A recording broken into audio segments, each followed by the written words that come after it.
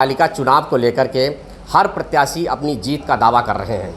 ऐसे में हमारे साथ इस वक्त मौजूद हैं बसपा के प्रत्याशी पवन रस्तोगी जी, जिनसे जानेंगे कि किन मुद्दों को लेकर के वो चुनाव मैदान में उतरे हैं।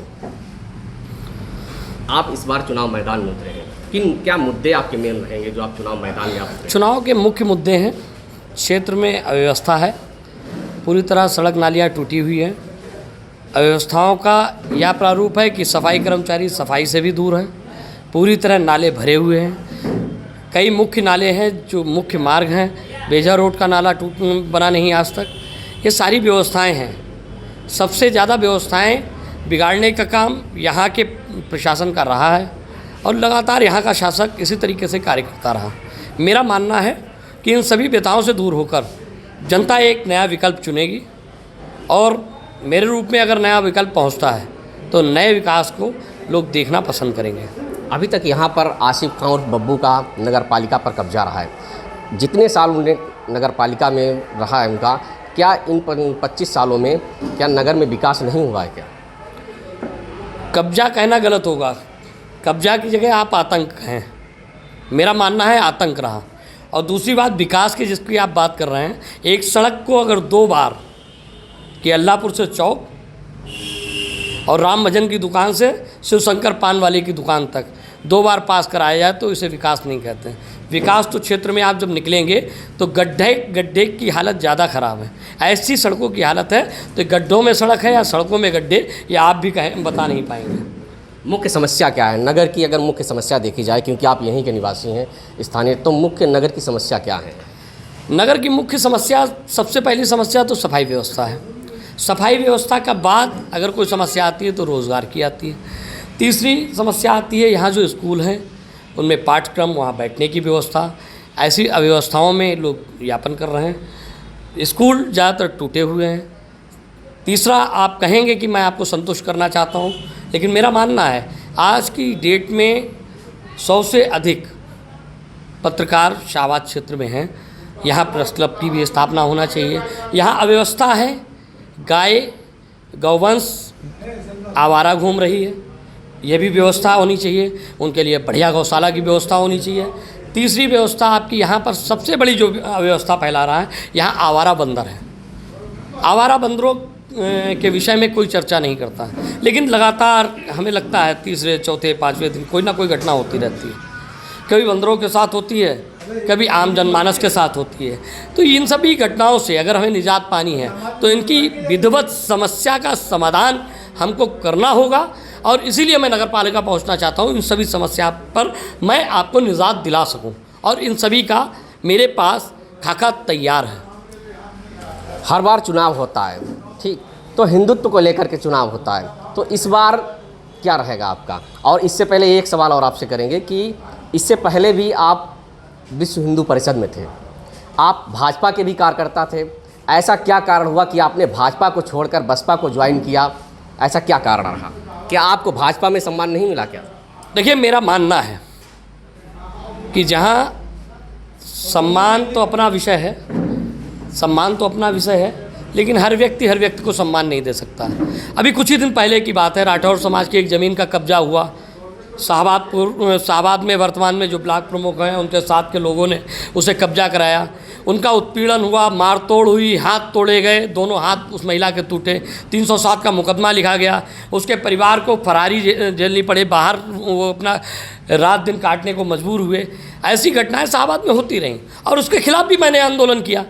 मेरा विषय ये नहीं, मेरा विषय ये है कि आम जनमानस तक व्यवस्थाएं कैसे की जाए, उनको सुरक्षा कैसे मुहैया कराई जाए। आप थानों का आप हाल देख लीजिए, आप देख लीजिए थानों के बाहर कितने बहरूपिये खड़े हैं। आप कोतवाल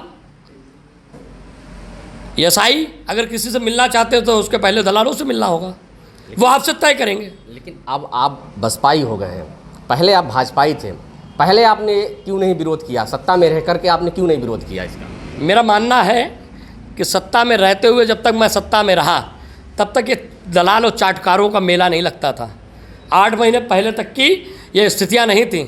यहाँ के जो प्रशासन तंत्र के लोग हैं वो भी इस बात से घबराते थे कि अगर मैंने कोई गलत काम किया तो वो व्यक्ति आ सकता है। आज चरम पर है यहाँ सट्टा। आज चरम पर है नशा, आज यहाँ चरम पे है वीट का बिकना, आज यहाँ गौवंश की हत्या निरंतर हो रही है। हिंदुत्व का लोग दम भरने वाले कभी इसके लिए आगे आए हैं क्या? काहे का हिंदुत्व? कभी घर से बाहर या कोल्ड स्टोर से बाहर निकल के देखा है? एसी से बाहर निकल के तपती धूप में किसी की मदद की है? किसी के साथ कंधे से कंधा मिला के खड़े हुए हैं? किसी की अगर मृत्यु होती है उसकी अंत्येष्टि में शामिल हुए हैं? आज तक तो ऐसा नहीं हुआ। आज काहे का हिंदुत्व? एकदम से हिंदुत्व याद आता है। ये सजातीय समीकरण है, केवल अपने व्यक्ति को स्थापित करना और कुछ नहीं, और कोई हिंदुत्व नहीं है। मैं आपको बता देता हूँ कैसे है। सन 90 के दशक में बसंत लाल गुप्ता जी चुनाव लड़े थे ना, बसंत लाल गुप्ता जी चुनाव लड़े थे ना। और बसंत लाल गुप्ता जी के समय में जब बसंत लाल गुप्ता जी इनसे मदद मांगने गए तो इन्होंने उनकी मदद ना करके राशिद खां को चुनाव लड़ाया था, राशिद खां की मीटिंग कराई थी। तब हिंदुत्व कहाँ गया था? तब जनसंघ कहाँ गया था? वहीं पे हिंदुत्व खत्म हो जाता है जहाँ दूसरी सजात में दूसरी बिरादरी का व्यक्ति चुनाव लड़ने लगता है। आज समीकरण बदले। 2012 में रामदास गुप्ता ने चुनाव लड़ा, भारतीय जनता पार्टी से टिकट हुआ, निर्दलीय प्रत्याशी के रूप में पर्चा भरा गया, चुनाव लड़ा गया, भारतीय जनता पार्टी के प्रत्याशी की जमानत जब्त कराने का काम किया गया। तब हिंदुत्व कहाँ था?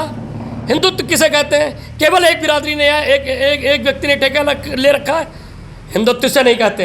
हिंदुत्व का मतलब है समाज के समस्त वर्गों को स्थापित करना, सबका संरक्षण करना, सबको एक साथ लेके चलना और धर्म की रक्षा करना। ये धर्म नहीं। आपकी हिंदुत्व को लेकर के चुनाव लड़ रहे हैं या सभी को साथ में लेकर के चुनाव लड़ रहे हैं? जब सब साथ होंगे तभी हिंदुत्व होगा। सभी के साथ सहयोग बना के चलेंगे तभी हिंदुत्व होगा। चुनावी मैदान में आप किससे मुकाबला करना मानते हैं? मेरा मानना है कि चुनावी मैदान में 1% भी मेरा मुकाबला किसी से नहीं होगा। एक भी प्रत्याशी टिकने वाला नहीं है। जिनके आप विषय में बात करना चाहते हैं, जिनके बारे में सुनना चाहते हैं, उनसे भी लोगों का भरोसा उठ गया है। और मैं अपनी जबान को गंदा नहीं करना चाहता उनका नाम लेके। मैं भारतीय जनता पार्टी के भी मन से यही कहता था। कारण है, जनता को बेवकूफ़ बनाने का काम किया है और आप देख रहे हैं लगातार। अगर उन्हें जनता से जुड़े रहना था तो विधायकी से 1.5 साल बाद तक उन्होंने नगर क्षेत्र में कदम नहीं रखा और 17 के चुनाव से लेकर 22 के चुनाव के बीच में नहीं रखा। नगर पालिका केवल ऐसे ही चलती रही, केवल बोर्ड की बैठकों में ही वो सम्मिलित होते थे।